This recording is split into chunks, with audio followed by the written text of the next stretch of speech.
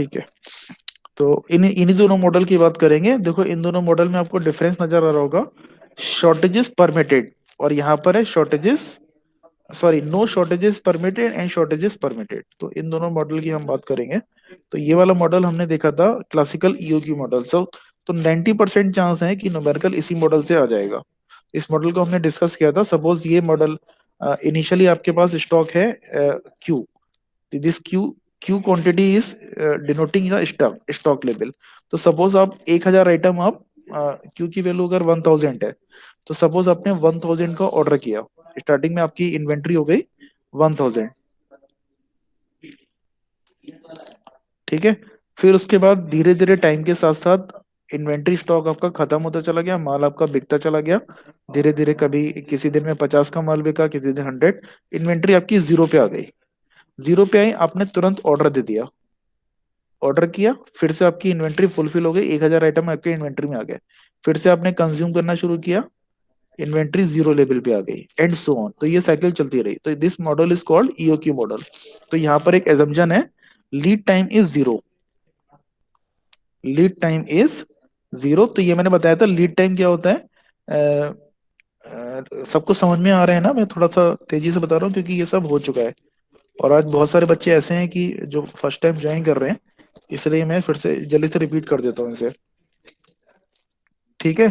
तो lead time zero का मतलब क्या होता है, जैसे आप अमेजन या फ्लिपकार्ट पे अगर कोई ऑर्डर करते हो, तो क्या होता है, ऑर्डर तुरंत तो आता नहीं है, 2 या 3 दिन बाद आता है।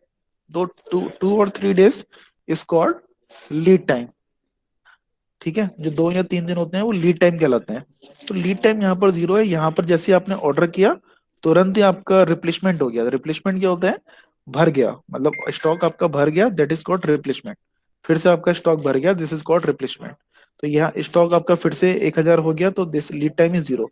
जैसे ही खत्म हुआ, आपने ऑर्डर किया, फिर से आपका स्टॉक 1000 हो गया, यानी क्यू पे आ गया। तो how many types of cost are associated? तो यहाँ पर जो है शॉर्टेज कॉस्ट होती है। शॉर्टेज कॉस्ट होती है, क्या होती है शॉर्टेज कॉस्ट? शॉर्टेज कॉस्ट होती है कि अगर आपका माल अगर खत्म हो गया, ठीक है, आपके पास जीरो स्टॉक है इस समय, तो जीरो स्टॉक है, 50 आइटम का ऑर्डर आ गया आपके पास, तो देखो 50 आइटम तो डिलीवर कर नहीं पाओगे, तो उसको क्या बोलोगे, भैया ऐसा है 4 या 5 दिन लगेंगे, मैं ऑर्डर डिलीवर कर दूंगा आपका। तो वो क्या करेगा, नहीं 4-5 दिन में तो किसी और से ले लूंगा। तो ये जो नुकसान होता है वो कहलाता है shortage cost.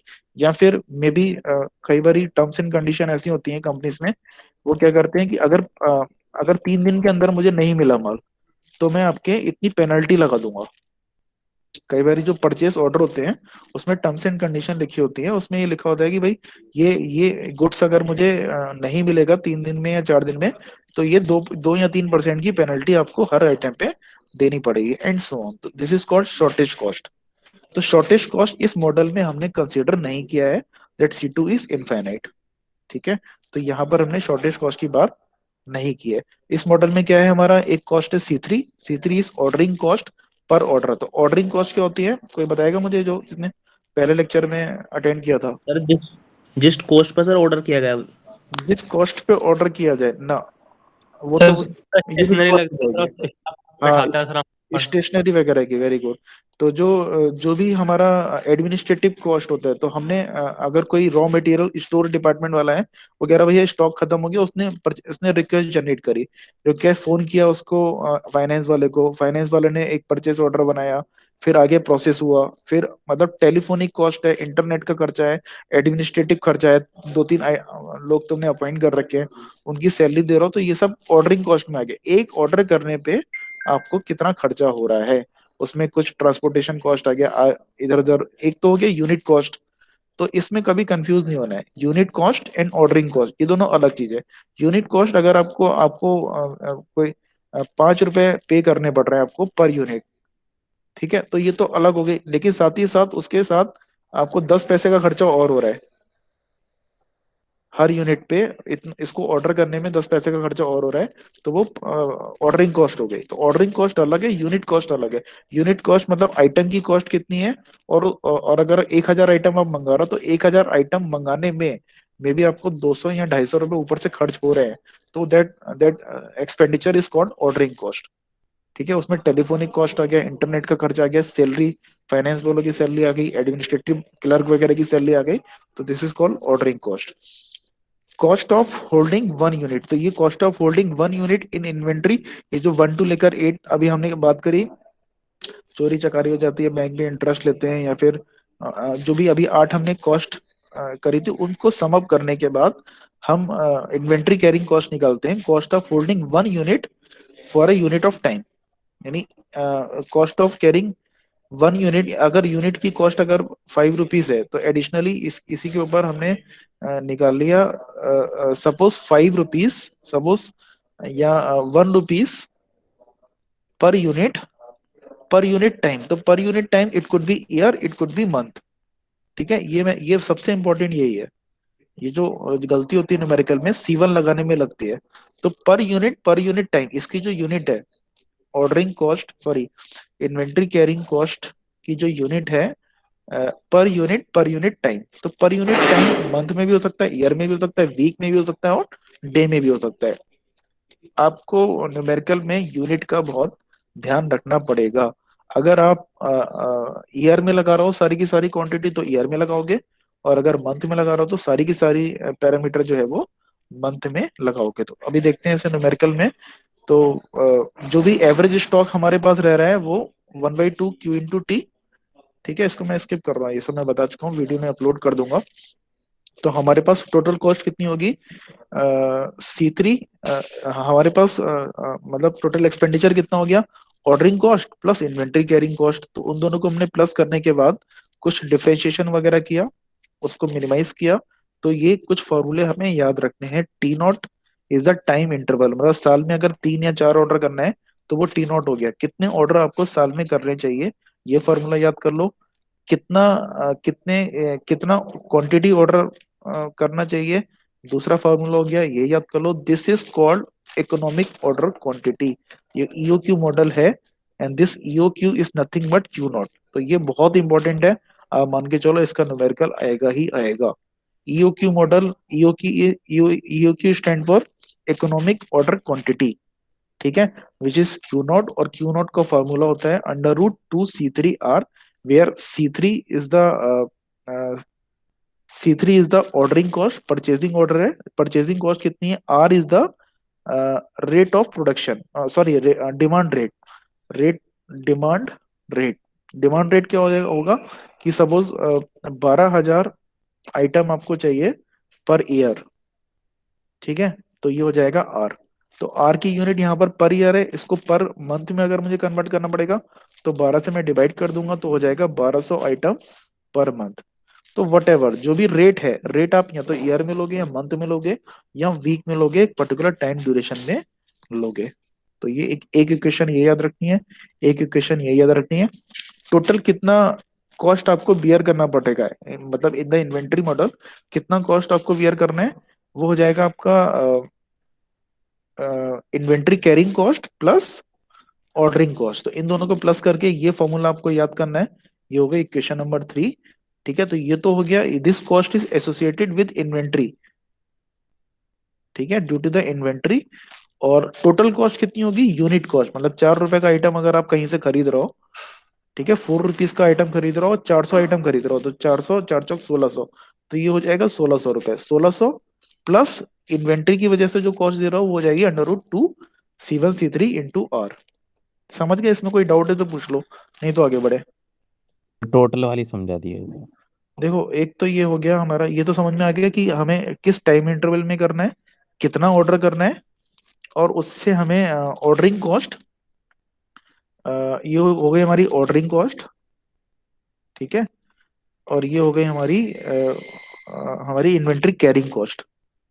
Inventory carrying cost जो स्टॉक में हमें रखने के लिए हमें कॉस्ट, एक कॉस्ट और भी तो हुई, जब हम खरीदेंगे माल को, भाई ये तो हमें माल को कैरी करने के लिए और ऑर्डरिंग कॉस्ट हो गई, लेकिन उसकी जो भी आइटम है उसकी यूनिट कॉस्ट भी तो है। तो यूनिट कॉस्ट यहाँ पर C × R हो गई। सपोज आप 9,000 आइटम खरीद रहे हो, आप 9,000 आइटम खरीद रहे हो पर ईयर। ठीक है, तो वो 9,000 आइटम में ऑर्डरिंग कॉस्ट भी आपकी आ रही है, और कैरिंग कॉस्ट भी आ रही है, साथ ही साथ उस आइटम की कॉस्ट भी तो आ रही है।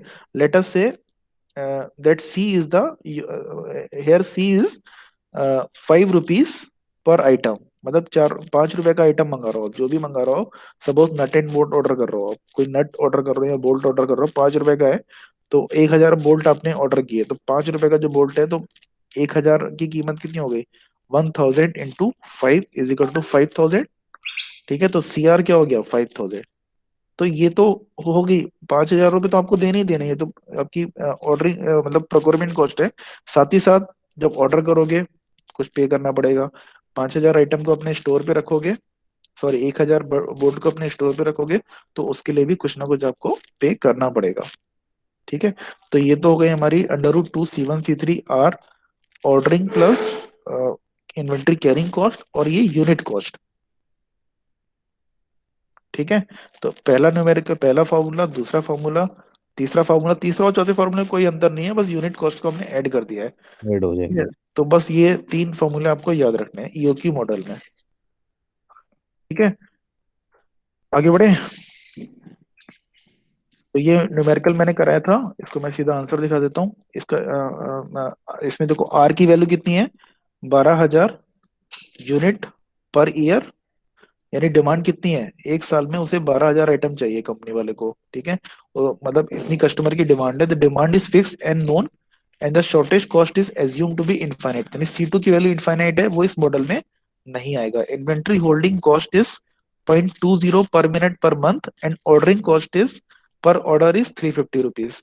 तो यहाँ पर C3 की वैल्यू दे रखी है 350 रुपीज। अच्छा, C3 में कोई कंफ्यूजन नहीं, ये पर ऑर्डर है।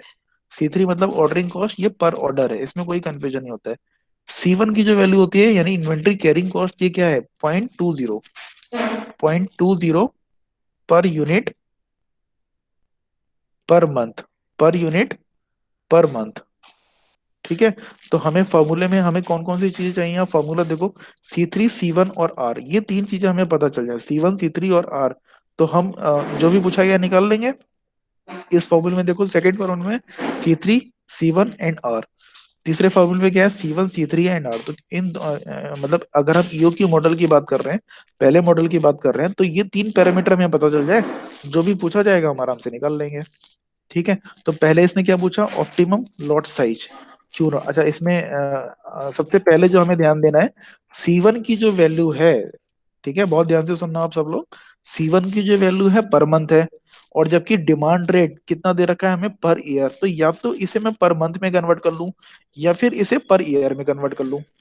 या तो मैं C1 को पर ईयर में कन्वर्ट कर लूं, या मैं आर को पर मंथ में, इन दोनों में से एक काम करना पड़ेगा। अगर नहीं करोगे तो आपका न्यूमेरिकल गलत हो जाएगा। ठीक है, तो यूनिट आपको बैलेंस करनी पड़ेगी। तो लेट अस से मैंने इसको क्या किया, मंथली इसकी रिक्वायरमेंट कितनी हो जाएगी? 12,000 divided by 12 unit per month, तो ये हो जाएगी 1,200 यूनिट पर मंथ। ये डिमांड हो गई। ठीक है, तो पहला हमने निकाल दिया Q0, फिर निकाल दिया हमने T0, और फिर निकाल दिया हमने जो टोटल हमारी जो सर कॉस्ट एक आ रही है। हजार यूनिट पर मंथ होगी ना? हम्म, अच्छा, 1,000 यूनिट पर, right, this will be 1,000 per month. ठीक है, तो ये मैंने करा दिया था क्वेश्चन, तो मैं सीधा आंसर दिखा देता हूँ इसका। क्वेश्चन मैंने पिछले लेक्चर में करा दिया था। Q0 की वैल्यू हो गई √2 C3 R। तो देखो पहले मैंने R को कन्वर्ट करिए पर मंथ, क्यों? क्योंकि हमारे पास जो फॉर्मूले इन्वेंट, लगाने हैं बस सीधे। हाँ फॉर्मूले लगाने हैं इसमें सीधे। ठीक है, बहुत कॉम्प्लिकेटेड न्यूमेरिकल भी है इसमें, लेकिन नहीं आते हैं। आप क्या करो, आज के लेक्चर के बाद सबसे पहले जो मैंने क्लासरूम में जो लास्ट ईयर के पेपर जो मैंने अपलोड कर रखे हैं, पहले वो देखो किस लेवल के क्वेश्चन आते हैं। ठीक है, तो बहुत ज्यादा वो देख, उसी हिसाब से मैंने ये पीपीटी बनाया है। वही क्वेश्चन मैं करा रहा हूँ, उसी न्यूमेरिकल को मैं करा रहा हूँ। ठीक है, तो फॉर्मूले लगाया आपने, लेकिन फॉर्मूले लगाते समय ध्यान रखना है यूनिट का, पर मंथ है या पर ईयर है, तो सारी की सारी जो कॉस्ट है वो डिमांड रेट के बराबर, डिमांड रेट की जो यूनिट है उसी के साथ में आपको लेके चलना है। तो यहाँ पर मैंने पर मंथ किया, और ये पर मंथ मुझे दे रखा था, तो हमें कितना ऑर्डर करना है? 1,870, यानी 1,870 यूनिट एक बार में ऑर्डर करनी है। ठीक है, कितने टाइम बाद ऑर्डर करना है? उसके लिए हमने निकाल दिया √2 C3 C1 into R, 2 into C3, C3 है ordering cost, inventory carrying cost और डिमांड रेट है 1000, तो 1.87 मंथ यानी 8.1 वीक। तो ये मॉडल हमें क्या बता रहा है, ओनर को क्या बता रहा है कि सपोज आपने आज की डेट में ऑर्डर किया, 7 जनवरी है, 7 जनवरी को आपने ऑर्डर किया, तो कितना ऑर्डर करना है, 1700 आइटम ऑर्डर करने हैं। और अगला ऑर्डर कब प्लेस करना है आपने, अगला ऑर्डर आपको प्लेस करना है 8.1 वीक के बाद, यानी फरवरी और मार्च, यानी first week of March. First week of March में आप फिर से ये आप 1700 870 आइटम फिर से आप ऑर्डर प्लेस कर दो। तो ये इस मॉडल से हमें पता चल गया कि अगर हम ऐसा करेंगे तो हमारा खर्चा कम होगा, इन्वेंटरी कैरिंग कॉस्ट भी कम हो जाएगी, मतलब ऑप्टिमाइजेशन होगा। इसके अलावा अगर हम ऑर्डर करेंगे तो कहीं ना कहीं कुछ 1-2% नुकसान हमें होगा।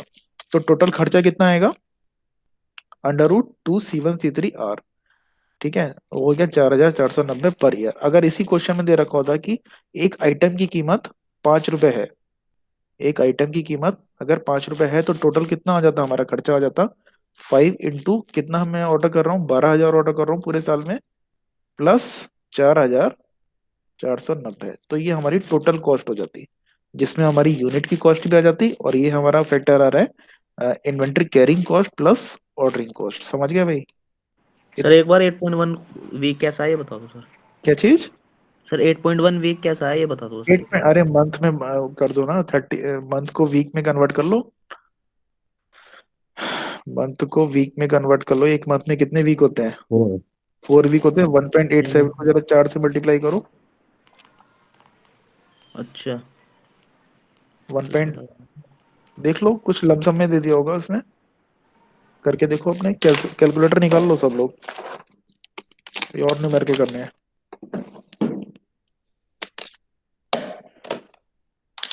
आ गया, 1.87 इंटू 4 इज इक्वल टू 7.48 आ रहा है। तो इससे थोड़ा सा लमसम ले लिया होगा, 4.1 से मल्टीप्लाई कर दिया होगा कि 28 से ज्यादा दिन होते हैं, है ना। हाँ सर 4.1 ले लिया। 4.1 ले लिया होगा इसने अंदाजन, तो उसकी कोई दिक्कत नहीं है, वो आप अंदाजे से थोड़ा बहुत ऊपर नीचे भी लिख दोगे तो वो सही है। ठीक है, ठीक है, आगे बढ़े, ये समझ में आ गया? अभी तक रिवीजन ही चल रहा है, अभी मैंने आज का जो टॉपिक था वो तो मैंने शुरू ही नहीं करा है। कोई दिक्कत है तो पूछ लो, एनीवन। आगे बढ़े फिर, नेक्स्ट क्वेश्चन। ठीक है, ये वाला क्वेश्चन और एक देखते हैं। सर। अब ले ले, अब ले ले। बोलो बोलो। सर ये जो सॉल्यूशन का क्वेश्चन था एक बार वो शो कर दो, मैं स्क्रीनशॉट ले लूंगा। अरे मैं कर दूंगा भैया, अपलोड कर दूंगा सब, परेशान मत हो, है ना, मैं सब अपलोड कर दूंगा आज। ठीक है, ये पूरी पूरी पीपीटी में सब अपलोड कर दूंगा गूगल क्लासरूम में, और ये जो वीडियो रिकॉर्ड हो रहा है वो भी अपलोड कर दूंगा यूट्यूब पे। ठीक है, नाउ सेकंड क्वेश्चन देखो, अपने आप कर लोगे आप लोग। A particular item has a demand of 9000 unit per year, R की वैल्यू दे रखी है 9000 unit per year, cost of one procurement is 100 rupees, यानी C3 की वैल्यू दे रखी है 100। अच्छा, C3 में कुछ चेंजेस नहीं होना है, C3 मतलब एक ऑर्डर करने में, अगर आप साल में 4 बार ऑर्डर कर रहे हो तो 400 रुपये पे करने हैं, 6 बार ऑर्डर कर रहे हो तो 600 रुपये पे करने हैं, तो वो ऑर्डरिंग कॉस्ट हो गई।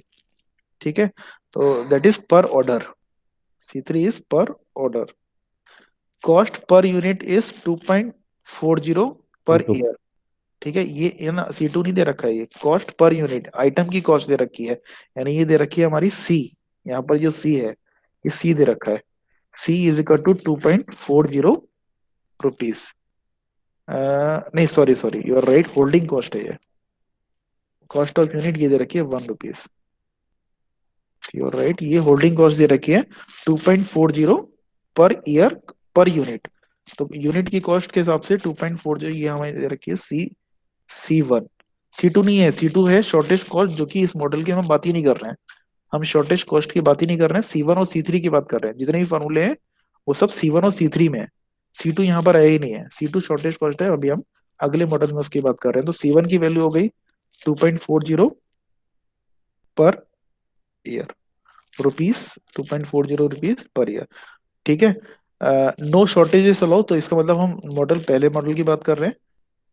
Economic lot size Q not, ठीक है, कोई अगर कैलकुलेटर लेके बैठा है तो निकाल के बता दे मुझे।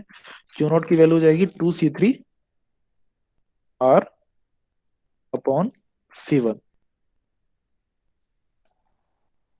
ठीक है। तो यहाँ पर देखो इसमें यूनिट बैलेंस है क्या, ये भी पर ईयर में दे रखा है, ये भी पर ईयर में दे रखा है, कोई दिक्कत नहीं है। तो हमने क्या करा, टॉइस ऑफ C3 की वैल्यू है 100 इंटू आर की वैल्यू है 9000 डिवाइडेड बाई C1 की वैल्यू होगी 2.40। 4 0। बताओ कि कोई है, कोई कैलकुलेटर लेके बैठा है, नहीं तो फिर आगे बढ़ा दूं। If anyone interested to calculate, otherwise मैं सीधा सर सॉल्व एट कर दूं। सर 645.49। 649 645.49। ना, गलत आ रहा है। सर ये 866 है सर। कौन सा सर? 866 आ रहा है। हाँ, 867। 866 आ रहा है, देख लो आंसर, 866 आ रहा है। अच्छा अच्छा, ठीक है, तो ये ये तो हो सर गया। मैं गलत बता रहा था। हाँ 2 × 100। हाँ, बोलो बोलो। ठीक है, 866 आ रहा है। सेकंड हमें क्या निकालना है, number of order per year. हमें कितने आइटम चाहिए, 9000, ठीक है। एक बार में हम कितना ऑर्डर कर रहे हैं, 866। तो ये क्या हो जाएगा, हमें कितनी बार ऑर्डर करना पड़ेगा, ठीक है। हमें टोटल 9000 आइटम पूरे साल में मंगाने हैं। 1.3 आएगा। 10.3, 10.4 ऑर्डर, ठीक है। अप्रोक्सीमेटली 10 या 11 ऑर्डर हमें पूरे साल में करने पड़ेंगे, ठीक है। तीसरा क्या पूछ रहा है हमें, टाइम बिटवीन ऑर्डर। तो टाइम बिटवीन ऑर्डर का फॉर्मूला क्या होता है, टी नॉट। इंटरवल कितना हो गया, T naught is equal to under root twice C3 upon C1 into R, ठीक है। तो ये हो जाएगा ट्वाइस ऑफ C3 कितना हो गया हमारा, 100 अपॉन 2.40 इंटू 9000 अंडर रूट। बताओ कितना आ रहा है ये, 8.2। 8.2। सर 0.096। हाँ 0.096 आ रहा होगा, देख लेते हैं इसे। 0.096। 0.0962255। हाँ ठीक है चलो, 0.9225। तो 96 की जगह मैं 3 कर देता हूँ, चलो कोई दिक्कत नहीं है। ना मुझे ये बताओ कि टाइम बिटवीन ऑर्डर, माने एक ऑर्डर के बीच में कितना टाइम गैप होना चाहिए, तो इसकी यूनिट क्या है, इसकी यूनिट क्या है, 0.093 क्या, व्हाट, सर ये यूनिट आई इसकी, ईयर है sir, year. Year, year I very है गुड। Year, year. पर इसकी ईयर। आई है, क्योंकि हमने सब कुछ C3 भी हमने पर ईयर लिया था। कुछ इको हो रही है मेरी आवाज की। हमने C3 भी ईयर में लिया था और आर भी हमने ईयर में लिया था, है ना। तो इसकी यूनिट आई ईयर में। ईयर को आप चाहे मंथ में कन्वर्ट कर लो, चाहे वीक में कन्वर्ट कर लो। लेटर से मैं 12 से मल्टीप्लाई कर देता हूँ, 0.093 इंटू 12, तो ये किस में कन्वर्ट हो जाएगा, मंथ में। 1.16 आ रहा है, 1.116 मंथ। यानी हर एक महीने के बाद, यानी एक महीने और कुछ दिन के बाद मुझे ऑर्डर प्लेस करना है, ये मुझे पता चल गया, ठीक है। चौथा हमें क्या निकालना है, the total cost. Total cost निकालना है, including ordering cost plus inventory carrying cost. तो यूनिट की कॉस्ट कितनी दे रखी है, 1 रुपीज। कितने आइटम चाहिए आपको साल भर में, 9000 रुपए। तो 9000 इंटू 1 प्लस अंडर रूट इसका फॉर्मूला देख लेते हैं, 2C1C3 2 3 और 2C1C3R। तो C1 की वैल्यू लगा दो, C3 की वैल्यू लगा दो, कितना आ रहा है बताओ। 9000 प्लस C1 की वैल्यू है हमारी 2.40 इंटू C3 की वैल्यू है 100 into 9000 into 2 under root answer sir 11,078। 2078.46 plus 9000, इतना ही आ रहा है। 11,078, 11,078.46। 11,078.46, वेरी गुड। तो ये हमारा हो गया टोटल भाई की कॉस्ट। बात अलग है। किसने दिया था आंसर, ये एक बार ये वाला एक बार बताना सर, 9000 इंटू 1 कैसे हुआ है? 9000 इंटू वन हमें दे रखा है ना, चौथा चौथा पार्ट देखो तो total cost per year if the cost of one unit, यानी सी की वैल्यू दे रखी है वन। मतलब ठीक है जो सर। भी हम टॉफी खरीद रहे हैं, जो भी खरीद रहे हैं, वो 1 रुपए की कीमत है उसकी। तो हमें साल में 9000 चाहिए। ये एक्चुअली बहुत पुराने न्यूमेरिकल हैं, तो उस समय इतनी महंगाई नहीं थी। तो पता नहीं कौन सा एक आइटम कौन सा मंगा रहा है 1 रुपए का, 2000 की बात कर रहा है ये। तो ये तो हमें पे करना ही पड़ेगा, साथ ही साथ उसको ऑर्डर करने में, उसको होल्ड रखने में मुझे जो पे करना पड़ेगा 2000 रुपये। 9000 के आइटम में के लिए मुझे 2000 रुपये तो मुझे ऑर्डरिंग और होल्डिंग कॉस्ट है। तो टोटल कॉस्ट कितनी आ गई? 11,078। तो देख लेते हैं इसका आंसर, 1178 यानी 80 आ रहा है इनका आंसर। 10.4 ऑर्डर पर ईयर और 1.15 मंथ, 1.15, ठीक है, 1.15। तो इन्होंने देखो अलग तरीके से निकाला है, आप लोग, मैंने उस तरीके से बता दिया। इन्होंने क्या किया, 1/T0 कर दिया है यहाँ पर, यानी number of order per year इन्होंने क्या किया, 1/T0 कर दिया। ठीक है, इसका रेसिप्रोकल कर दिया। मैंने क्या किया, 9000 को डिवाइड कर दिया 866 से। ठीक है, तो भी वही आ गया नंबर ऑफ ऑर्डर, वही आया। बात एक ही है, मतलब थोड़ा सा कॉमन सेंस भी यहाँ काम करेगा। ठीक है, ये आंसर समझ में आ गया सबको? कोई डाउट है तो पूछ लो, फिर अगले मॉडल की तरफ जाएंगे हम। No sir. ठीक है, now second model is,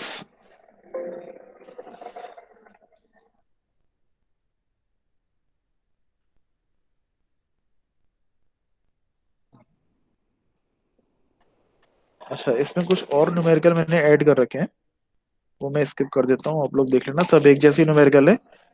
let us सी, इस न्यूमेरिकल में बस बस ये ध्यान रखना, cost of carrying inventory 7.5% per year of the cost of product. C3 की वैल्यू कभी कभी परसेंटेज में दे रखी होती है, तो ये दे रखी है हमें 7.5% of unit cost. Unit cost इस न्यूमेरिकल में दे रखी है 55 if the total weekly sold at rupees. Unit cost दे रखी है हमारी 50 रुपीज की। तो 7.5% ऑफ 50 रुपीज कितना हुआ, 7.5 डिवाइडेड बाई 100 इंटू 50। तो करीब हमारा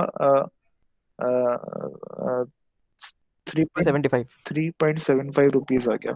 तो ये रुपीज, ये C3 हो गया हमारा 3.75 rupees per unit per year. ठीक है, पर यूनिट पर ईयर। तो कई बार क्या होता है, inventory carrying cost percentage of unit item में दे रखी थी। जैसे यहाँ पर क्या था, यहाँ तो सीधा सीधा दे दिया 2.40 यूनिट पर ईयर। तो यहाँ मुझे कैलकुलेट करना पड़ गया, बाकी सारा न्यूमेरिकल बिल्कुल सेम है। देखो यहाँ पर 7.5 इंटू 50 से कर दिया 3.75।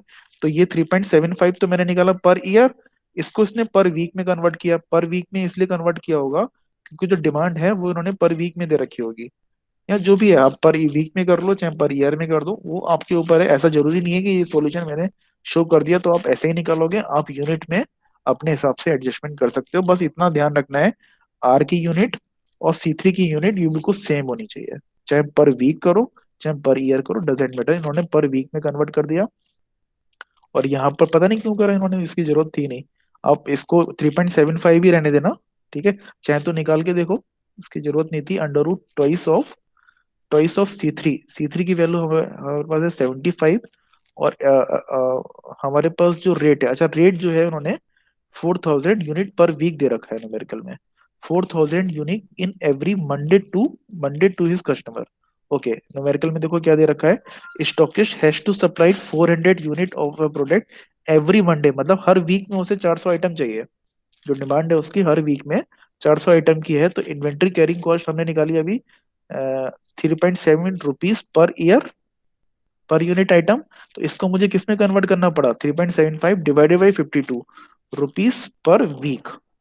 तो इसमें मुझे कन्वर्ट करना पड़ा क्योंकि मुझे आर की जो वैल्यू दे रखी थी वो पर वीक में दे रखी थी। ठीक है, तो यहाँ पर वीक में कन्वर्ट किया, उसको फॉर्मूले में लगा दिया, तो 1 2 3 वही सब चीजें निकाल दी। तो बहुत ही आसान है। तो ये इस तरीके के न्यूमेरिकल मैंने एक दो और दे रखे हैं पीपीटी में, ये आप देख लेना।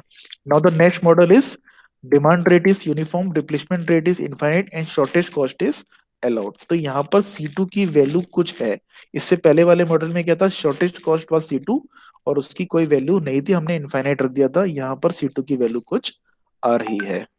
ठीक है। अब शॉर्टेज कॉस्ट क्या है ये मैंने बताया था आपको अभी। जब जब आपका माल जो है वो शॉर्ट हो जाता है और डिमांड आ जाती है, उसकी वजह से जो पे करना पड़ता है, या फिर आप डिले की वजह से कुछ पेनल्टी वगैरह पे करनी पड़ती है, वो शॉर्टेज कॉस्ट के अंदर आ जाते हैं। तो अभी तक हमने बात जो करी। लॉस हो जाता है सारा में, मार्केट की वैल्यू फुलफिलमेंट नहीं कर पाते। हाँ हाँ, राइट राइट। वो आपकी शॉर्टेज कॉस्ट हो गई। मतलब आपको जो नुकसान हो रहा है, कंपनी को इस बात से नुकसान हो रहा है क्योंकि उसकी इन्वेंट्री कम है। समझ गए? इन्वेंट्री कम थी, उसके पास माल नहीं था, मार्केट में डिमांड है, आपके पास वुलन क्लोथ का स्टॉक खत्म हो गया था, तो आप माल बेच ही नहीं पाओगे, दूसरी दुकान से जाके खरीद लेगा। तो जो स्टॉक आपके पास, जो स्टॉक की कमी थी, शॉर्टेज मतलब कमी थी, उस कमी की वजह से जो नुकसान हुआ, तो that is called shortage cost. तो इस मॉडल में हम ये मान के चलते हैं कि शॉर्टेज कॉस्ट के हिसाब से हम प्लानिंग कर रहे हैं। ठीक है, हम जो अपना ऑर्डर इन्वेंट्री कंट्रोल कर रहे हैं, ये ध्यान में रख के कर रहे हैं कि शॉर्टेज कॉस्ट जो है वो नहीं होगी। ठीक है। जस्ट मिनट स्टूडेंट, ये कॉल मुझे लेना पड़ेगा, होल्ड पे रहना। होस्ट ने क्या कर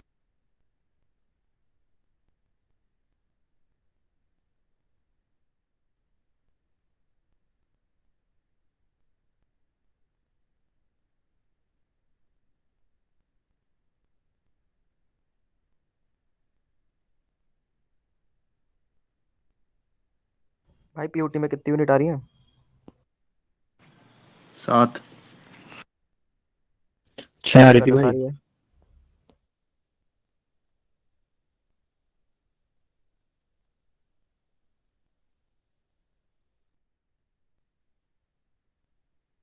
कमान जा जोनी।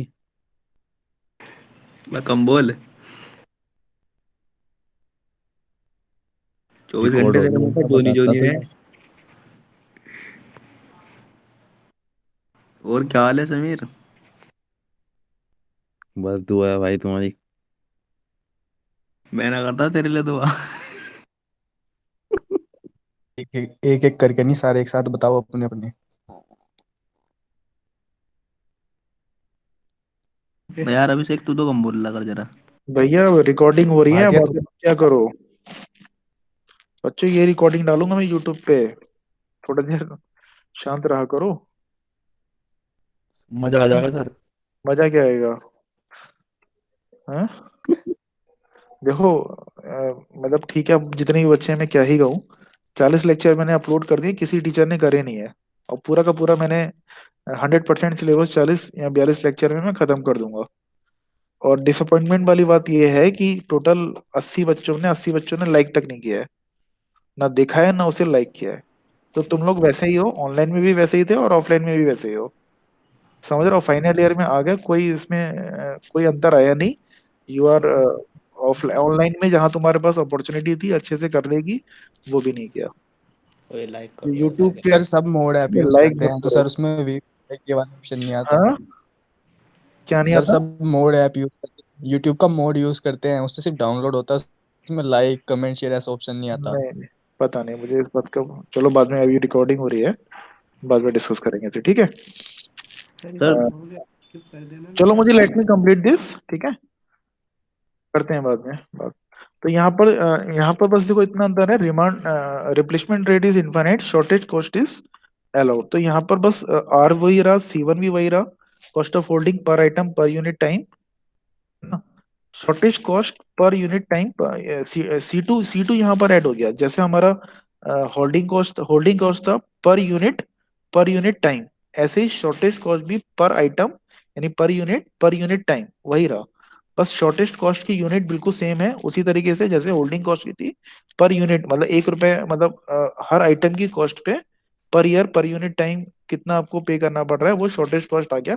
Rest is remaining same as per the previous model.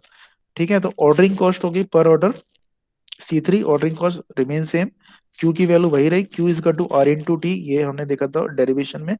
T is the time interval, तो ये हम ऑप्टिमाइज करते हैं, और हम लोग क्या देखते हैं, क्यू नॉट और टी नॉट, तो ये डेरिवेशन के बाद आता है। ये तो क्वांटिटी है, अ, जो स्टॉक हो गया और टाइम इंटरवल हो गया, और ये ऑप्टिमम स्टॉक और ऑप्टिमम टाइम इंटरवल हो गया। तो यहाँ एक एडिशनल टर्म है IM, किसी न्यूमेरिकल में पूछी जा सकती है, किसी में नहीं पूछी जा सकती है। Number of item that form inventory at the beginning of the time interval T। तो स्टार्टिंग में आपको कितना स्टॉक रखना है, तो दिस इज कॉल्ड IM। तो यहाँ इसको, इस मॉडल को हम समझ सकते हैं, दिस मॉडल देखो यहाँ से स्टार्ट हो रहा था हमारा पिछला मॉडल, यहाँ से स्टार्ट हो रहा था, क्यू पे जा रहा था, ठीक है, सेम है, उसमें कोई अंतर नहीं है, वही है, क्यू पे जा रहा था, फिर कंज्यूम होता चला गया, फिर जीरो आया, फिर आपने ऑर्डर किया, that model is same. The only difference is this, there is a additional stock of S, ठीक है, यहाँ पर एक एडिशनल मुझे स्टॉक रखना पड़ रहा है due to the shortest cost मुझे बियर ना करनी पड़े, तो यहाँ पर एक एस आ जा रहा है, तो you can see that Q is equal to IM plus S, that Q is equal to IM plus S, और we can say IM is equal to Q minus S. तो इसी को लेते हुए एक डेरिवेशन है जो कि हमें नहीं पढ़ना है ना, मतलब बहुत कम चांसेस हैं आने के, न्यूमेरिकल आप समझ लो। तो ये फॉर्मूले हमें चार याद करने हैं, Q नॉट के, IM के, C नॉट के और T नॉट के। तो यहाँ पर एक एडिशनल फॉर्मूला आ गया ये IM नॉट का, ठीक है। IM नॉट क्या है, जो पहले जिसे हम क्यू नॉट बोल रहे थे वो यहाँ पर IM नॉट हो गया, और जो क्यू नॉट हो गया वो कुछ एडिशनल हो गया। क्यू नॉट क्या हो गया हमारा, IM प्लस एस, शॉर्टेज की वजह से जो हमने स्टॉक रखा, दैट इज कॉल्ड एस, ठीक है। तो यहाँ पर एक एडिशनल टर्म आ गई, IM not, Q not, C not और T not will remain same. अब देखो फॉर्मूले में क्या अंतर आया, बस ये वाली टर्म ऐड ऑन हो गई। आप देखो that formula will remain same. आप देखो ये वाला जो फॉर्मूला था हमारा, इससे पहले जो हम अभी न्यूमेरिकल में जो लगा रहे थे, EOQ मॉडल में जो हम तीन फॉर्मूले लगा रहे थे, Q नॉट की वैल्यू क्या थी, under root twice of C3R upon C1। तो बस इसमें ये वाला फैक्टर ऐड हो गया, under root C1 plus C2 upon C2। T naught की वैल्यू है हमारी twice of C3 upon C1, और तो T नॉट की वैल्यू में ये फैक्टर ऐड हो गया बस, C naught under root C1 plus C2 upon C2, where C2 क्या है, शॉर्टेज कॉस्ट। तीसरा जो फॉर्मूला हमने पढ़ा था, C naught is equal to under root twice of C1 C3 and R, ठीक है। इसमें ये वाला टर्म ऐड हो गया बस, under root C2 upon C1 plus two, rest will remain same. तो ये सेम न्यूमेरिकल, इतनी बात समझ में आ गई। बस तीन फॉर्मूले ये एडिशनल आपको याद रखने हैं। ये EOQ मॉडल था, हमारा पहला मॉडल था जहां पर शॉर्टेज कॉस्ट नहीं थी, यहाँ पर शॉर्टेज कॉस्ट C2 पिक्चर में आ गई है, तो उस फॉर्मूले में इस तरीके से हमें ये बस याद रखना है, बस नथिंग एल्स। चलो यार, बताना एक बार क्या बताऊं, IM नोट, IM वाला। IM नॉट, बस इसमें ये डिफरेंस है, that Q is equal to, भाई इस वाले मॉडल में क्या था, वैसे समझो ये केवल Q था, ठीक है। अब यहाँ पर एक लकीर खींच दो आप, ठीक है। तो इसको हमने बाइफरगेट कर दिया, IM plus S, where S is the additional stock due to the, यहाँ पर Q की वैल्यू बढ़ जाएगी, हम देखेंगे न्यूमेरिकल में Q की वैल्यू कुछ बढ़ जाएगी, which is equal to IM plus S। मतलब सपोज अगर पहले हम अगर 800 आइटम कर रहे थे, अब 1000 आइटम हम करेंगे, 200 एडिशनल कर रहे हैं, पहले हम 800 कर रहे थे पहले मॉडल में, अब हम 200 एडिशनल ऑर्डर करेंगे, सो दैट हमारी शॉर्टेज जो है वो उसकी वजह से नुकसान ना हो, बस ये समझ लो। पहले ही जो 800 था, ये 800 ये था, दिस वैल्यू इज 800, ठीक है। अब इसमें थोड़ा सा प्लस कर लिया स्टॉक, एस के बराबर एस प्लस कर लिया, तो वो टोटल क्यू स्टॉक हो गया जो हमें मेंटेन रखना है, बस इतना ही है। अभी समझ जाओगे, अभी न्यूमेरिकल भी समझ जाओगे तो मैं कहना चाह रहा हूँ। तो अभी बस ये फॉर्मूले याद रखने, ये तीन फॉर्मूले हो गए, और ये तीन फॉर्मूले ये थोड़े से डिफर हो गए, पहला, दूसरा और तीसरा। ये बस इसमें ये under root C2 upon C1 plus C2, कहीं पर under root C1 plus C2 upon C2 आ गया, ठीक है। जिस क्वेश्चन में IM नॉट पूछा हो गया उसमें ये वाला फॉर्मूला लगा देंगे। Now in the same question, जो क्वेश्चन अभी हमने किया उसी क्वेश्चन में हमें क्या दे रखा है, देखो वही क्वेश्चन है, R की वैल्यू है 9000, दे रखा होगा। वही क्वेश्चन है सेम जो हमने किया था, 1 रुपए वाला, ये 1 रुपए यूनिट कॉस्ट थी, ये क्वेश्चन हमने अभी किया था, और C3 is given, R is given, this is C1। तो यहाँ पर ये है हमारी C की वैल्यू, यूनिट कॉस्ट, ये हो गया R। बस यहाँ पर एडिशनल क्या दे रखा है, C2 दे रखा है, C2 is 5 rupees per unit per year. तो शॉर्टेज कॉस्ट दे रखी है हमें C2, तो हमें निकालना क्या है, इकोनॉमिक लॉट साइज। तो हम कौन सा फॉर्मूला लगाएंगे, ये वाला फॉर्मूला लगा दो आप, इकोनॉमिक लॉट साइज। ठीक है, तो आंसर दिखा दूं मैं इसका। इसमें हमने ये फॉर्मूला लगा दिया, क्यू नॉट सी, हमें C2 की वैल्यू दे रखी है 5, एवरीथिंग विल रिमेन सेम। जो हमने पहले किया था बिल्कुल वही है, पहले हमने जो आंसर निकाला था वो क्या निकाला था अभी, 866 निकाला था। यहाँ पर सर कितना आ गया, फॉर्मूला चेंज 105। करके C2 की वैल्यू रख दी। बस बस बस यही किया है, बस फॉर्मूला बस चेंज हो गया है, यहाँ फॉर्मूला थोड़ा सा लार्जर हो गया है। ये फॉर्मूला हो गया हमारा, पहले हमारा फॉर्मूला क्या था हमारा, twice of under root 2C3 R/C1, और अब फॉर्मूला क्या हो गया, अंडर रूट C1 + C2/C2। ठीक है, तो पहले ये वाला फॉर्मूला था, अभी हो गया फॉर्मूला। तो बस C2 की वैल्यू हमें पता है 5, तो 5 रख दी।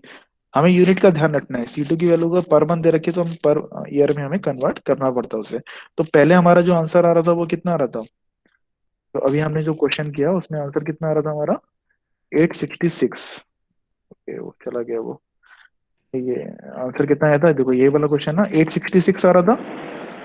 ठीक है, अब कितना आ रहा है, ये सेम न्यूमेरिकल है, सेम न्यूमेरिकल को ही बस हमने शॉर्टेज कॉस्ट ऐड कर दिया। 866 अब कितना आ रहा है, सेकंड पेन दिक्कत कर रहा है। अ, हाँ, अब कितना आ रहा है, 1053। तो पहले हमारा पहले मॉडल से जब हमने न्यूमेरिकल किया 866, 866 का ऑर्डर हम कर रहे थे। अब यहाँ पर हम कितना कर रहे हैं, 1053, यानी कुछ एडिशनल आ गया, plus S is equal to 1053। ठीक है, कुछ एडिशनल हमने स्टॉक मेंटेन किया, सो दैट शॉर्टेज की वजह से नुकसान हमें ना हो। सी नोट की वैल्यू क्या हो जाएगी, सी नोट की वैल्यू हो जाएगी, इसमें ये फॉर्मूला लगा दिया, under root C2/C1 + C2, under root C2/C1 + C2 plus unit cost हमने ऐड कर दी। तो ये आ गया हमारा 10,710 per year. Number of order per, number of order per year, तो 900 से पहले हमने 866 को डिवाइड किया था, तो यहाँ 9,000 को, सॉरी 9,000 को 866 से डिवाइड किया था, यहाँ पर 9,000 को 1053 से डिवाइड कर दिया, यानी 8.5 ऑर्डर आपको देने हैं पर per year. Time between order या तो इसका रेसिप्रोकल कर लो, या फिर आप इस फॉर्मूले से भी निकाल सकते हो। ठीक है, इस वाले फॉर्मूले से निकालोगे, under root T0 = under root C1 + C2। तो निकाल के देखना, under root C1 + C2/C2 under root 2C3/C1 × R। ठीक है, तो यहां से भी ये बिल्कुल सेम ही आएगा, 1.117 ईयर ही आएगा। ठीक है, समझ गए,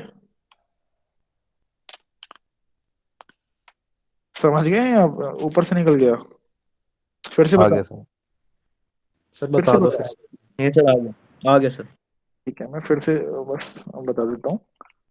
In this model, the only difference is that we need to hold additional stock of S. ठीक है, it means Q is equal to IM + S। तो जो फॉर्मूले हैं हमारे निकल के आए, पहला फॉर्मूला हो गया Q0, इसमें बस इतना अंतर है, बस ये टर्म ऐड हो गई, बाकी ये फॉर्मूला बिल्कुल पुराने वाला मॉडल वाला रहा। दूसरा फॉर्मूला हो गया टाइम इंटरवल, कितने टाइम में ऑर्डर करना चाहिए, इसमें ये ऐड हो गया। तीसरा फॉर्मूला हो गया, तीसरा फॉर्मूला हो गया total cost due to the inventory. ठीक है, चौथा फॉर्मूला हो गया IM0 का। तो ये 4 फॉर्मूले आपको याद रखने हैं, बस पुराने वाले ये फॉर्मूले, केवल C2 वाला फैक्टर ऐड हो गया, well C2 is shortage cost. ठीक है, तो सेम न्यूमेरिकल मैंने किया, अभी जो अभी न्यूमेरिकल हमने पहले मॉडल से किया था, सेम न्यूमेरिकल मैंने किया। बस उस न्यूमेरिकल में C3 की वैल्यू दे रखी थी, C2 की वैल्यू दे रखी थी 5 रुपीज पर ईयर पर यूनिट टाइम। बस C2 की वैल्यू यहाँ मैंने लगा दी, यहाँ पर 5 लगा दी इस फॉर्मूले में, यहाँ भी 5 लगा दी इस फॉर्मूले में, और ये बाकी की सारी टर्म बिल्कुल उसी तरीके से निकाल लिया। ठीक है, क्योंकि यहाँ पर टोटल कॉस्ट दे रखी है, तो यह इस फॉर्मूले में हमने क्या किया, 9,000 × 1 से को प्लस कर दिया। तो ये तो हमारी कॉस्ट होगी, प्रोक्योरमेंट कॉस्ट, परचेजिंग कॉस्ट हो गई, और ये कॉस्ट हो गई हमारी due to the inventory carrying cost and ordering cost. तो 9,000 प्लस जो हमारी कैरिंग कॉस्ट आई, इसमें शॉर्टेज कॉस्ट भी ऐड किए, यहाँ भी 5 रुपए, बस तो केवल शॉर्टेज कॉस्ट को फॉर्मूले में हमने ऐड ऑन कर दिया, बाकी सब कुछ सेम ही है। तो ये फॉर्मूला, ये देखो क्वेश्चन बिल्कुल सेम ही है, बड़ा क्वेश्चन लग रहा है, इसको आप करके देखना अपने आप।